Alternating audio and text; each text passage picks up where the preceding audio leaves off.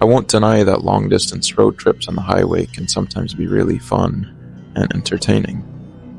That's not a general rule that applies to everyone, but I'm speaking for myself. About a month and a half ago, I was unemployed and looking for any job, but I couldn't find anything suitable for me. I live with my family consisting of my father, my mother, and my little sister, Martine, in an apartment in Pennsylvania.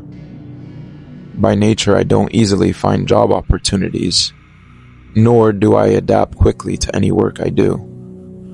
I used to spend my day going out, sitting with my family, and browsing the internet, but I started feeling bored. I also started feeling like a burden to my father, who works all day in a clothing factory for our sake. Last week, specifically around 4 p.m. while I was sitting browsing the internet, a friend of mine called me. My friend's name is John, and he has 4 large box trucks used for moving household furniture and whatever else.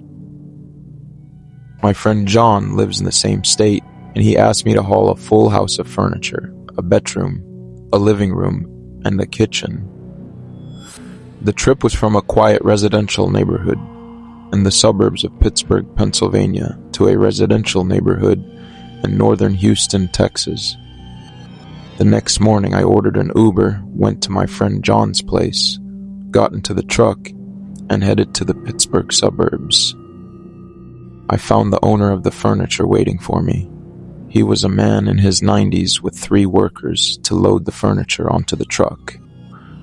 Within 2 hours, the workers loaded the furniture inside the truck, and I set off to my destination. I took I-70 west and passed Ohio, Indiana, and Illinois all the way to St. Louis. Then I switched to I-44 and crossed Oklahoma, and from there I took I-35 south to Dallas. The final leg was I-45 down to northern Houston. I started driving the truck around 11 in the morning, and things were going smoothly until sunset.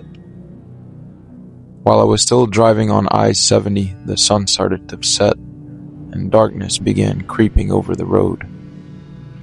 Suddenly, and out of nowhere, I heard a loud noise akin to an explosion.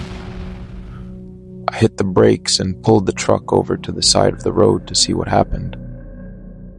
I found nothing. No smoke, no trace, no parked cars.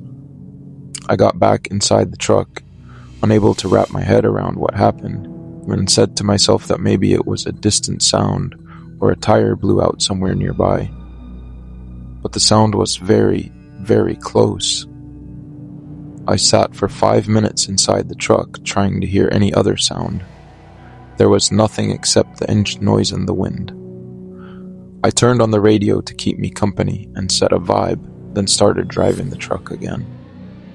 The whole way, every now and then, I kept looking in the mirrors, not knowing exactly what I was searching for. I felt like I wasn't alone on the road, even though I hardly saw any cars near me.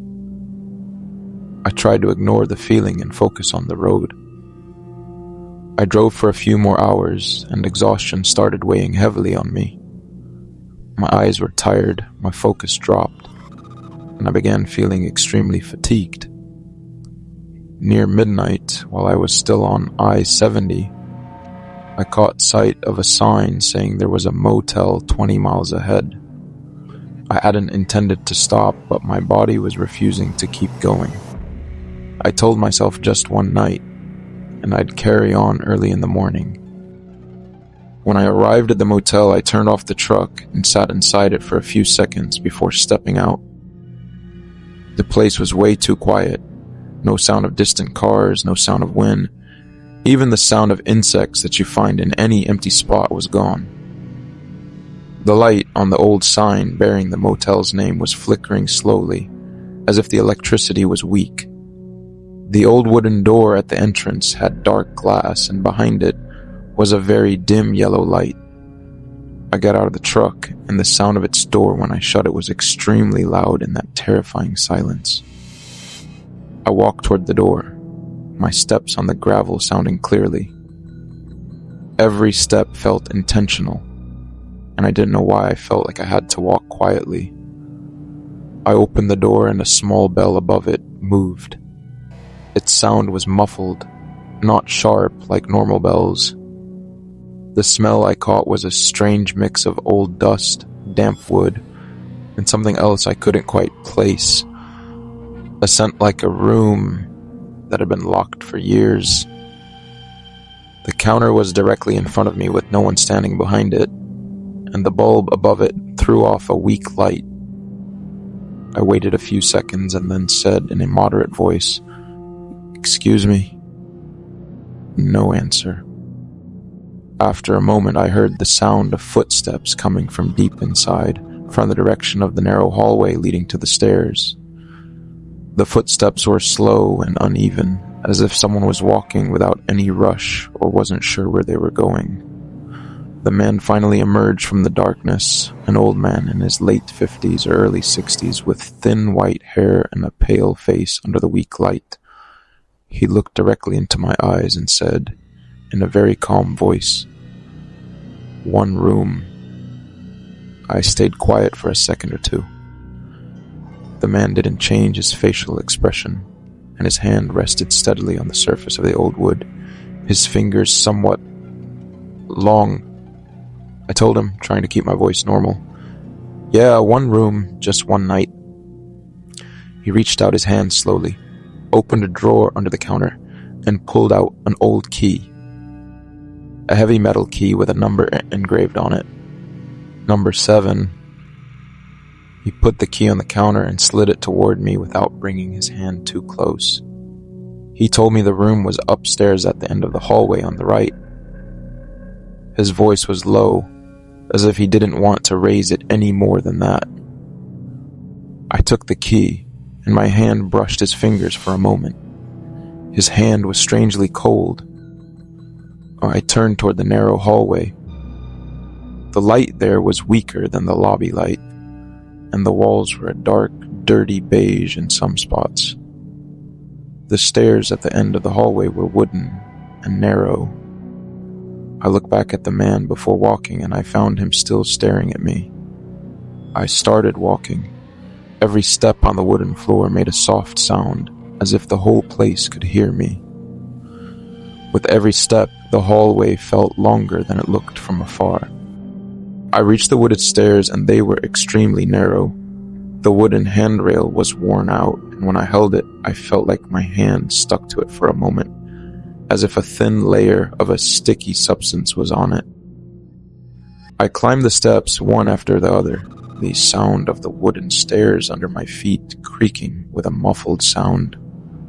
Halfway up the stairs, I felt like someone was standing beneath me in the hallway.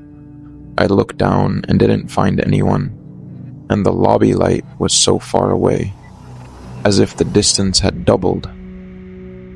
I reached the upper floor. The rooms on both sides had old wooden doors, some bearing faded numbers. Room number 7 was at the end of the hallway on the right, just as the man had said. I put the key into the door lock with difficulty, and when I turned it, I heard the sound of metal groaning from inside the door, as if the lock itself refused to open. The door finally moved and opened with a disturbing sound. The room was dark except for a dim light coming from the window. The bed was in the middle of the room, covered with a faded gray blanket. The closet was in the corner, and the window was large, overlooking a vacant expanse with not a single tree or distant light. I locked the door and sat on the edge of the bed. I tried to turn on the lamp.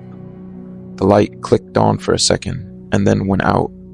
I tried again, and it went out every single time. I stayed sitting in the faint darkness coming from the window, not knowing for how long. I don't know when I fell asleep, nor how much time passed while I was sleeping. Suddenly, I woke up terrified to the sound of screaming. At first, the sound was distant, then closer. It was a woman's scream, as if she were begging. The screaming was coming from the direction of the vacant expanse outside the window. But when I got up and opened the window, there was nothing. The field was empty, and the darkness was total. I closed the window and went back to the bed, my heart pounding hard. I placed my hand on my chest and tried to calm down, and then I heard the sound of footsteps inside the room. They were slow, distinct, and coming from the direction of the closet. I turned and found the closet door slightly open, even though I hadn't opened it. The room's dim lighting, along with the sound of screaming and the silence, all of this made my limbs freeze. The sound of footsteps inside the room was getting closer. I looked into the small mirror above the closet. Someone was standing behind me. A man whose face wasn't visible, the same height as me, wearing clothes similar to mine.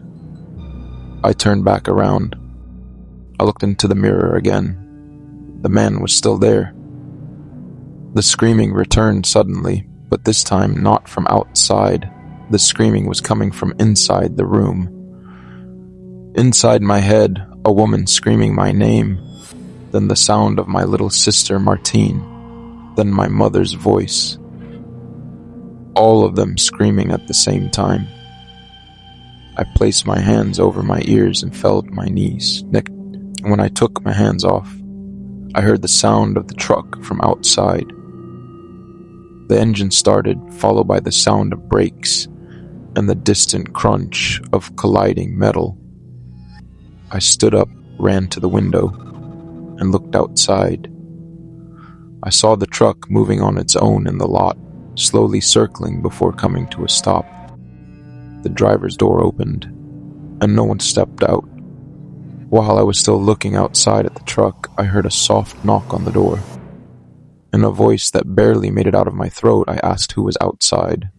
The man working the motel front desk replied, saying the room was reserved for one night only. I ran toward the door and opened it. I found the man standing outside the room in the hallway, smiling. Suddenly, the power cut off in the hallway, and the window slammed shut behind me on its own. I decided to leave the damn motel right now and not wait for morning. In 5 minutes, I packed my things and reached the ground floor. I found the counter empty with no sign of the man, and the main door wide open.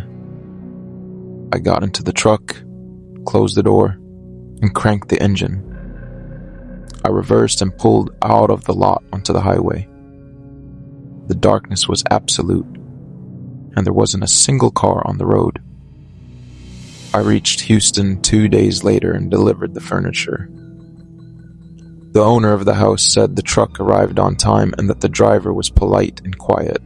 But ever since that day, whenever I pass by any motel on a highway, I feel like someone is staring at me from the window.